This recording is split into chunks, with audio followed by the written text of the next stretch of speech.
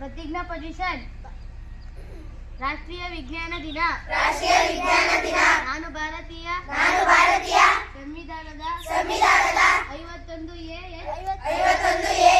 ವಿಧಿಯ ಅನ್ವಯ ವೈಜ್ಞಾನಿಕ ಮನೋಭಾವನೆ ಮತ್ತು ವೈಚಾರಿಕತೆಯನ್ನು ಬೆಳೆಸಿಕೊಳ್ಳುತ್ತೇನೆ. ನಾನು ಪ್ರಶ್ನೆ ಮಾಡದೆ